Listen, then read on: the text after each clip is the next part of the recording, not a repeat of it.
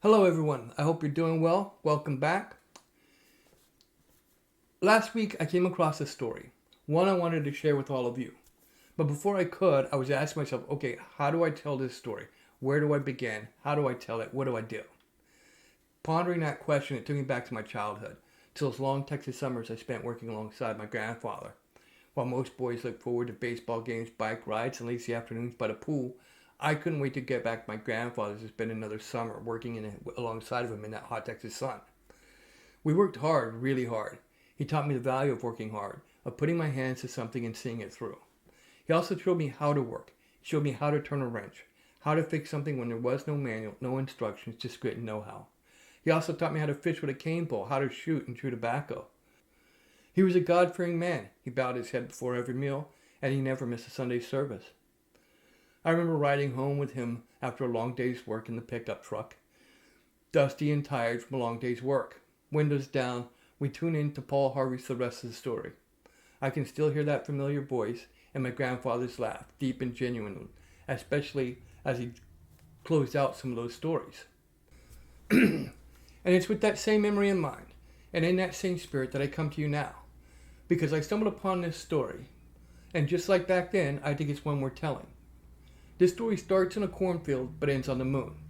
Now you might think that's an exaggeration, but that's because you don't know the rest of the story. Our story begins in the summer of 1938 in a little town in Ohio. A boy named Neil is helping his dad in the backyard tinkering with model airplanes. The kind you build with balsa wood and glue and hope that the wind is still on your side. Neil's only 8, but he's already obsessed with how things fly. He tears through books on aerodynamics while other kids are still reading Hardy Boys. He builds more planes and he builds bigger ones.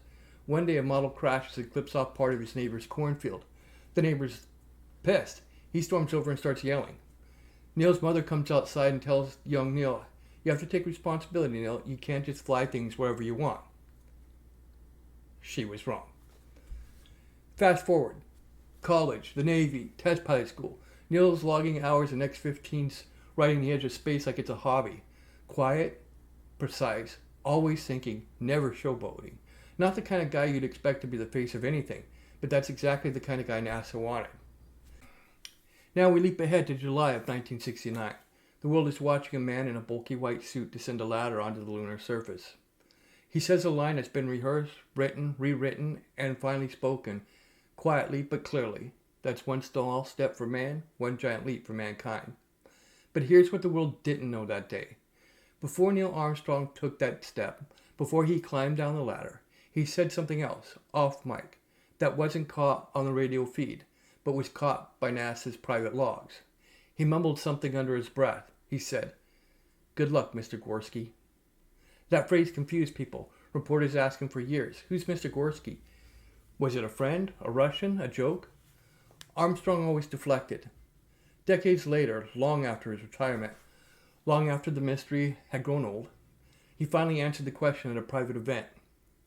He said back when he was a boy, back in that Ohio neighborhood, one afternoon he was retrieving his model plane from his neighbor's yard, the same one he accidentally hit with the homemade aircraft.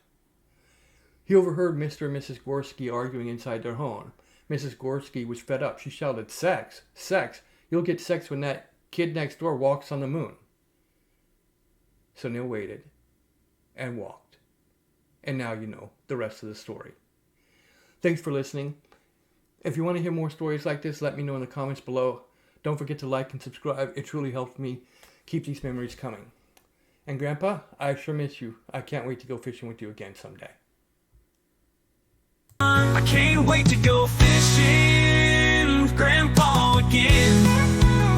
In that heavenly river where the good times never end. We'll laugh, we'll talk like we always used to do. Grandpa, I'm coming, I'll be there with you. Grandpa, I'm coming, I'll be there with you. Until then, I'll carry the lessons he taught. Every cast, every catch, every thought.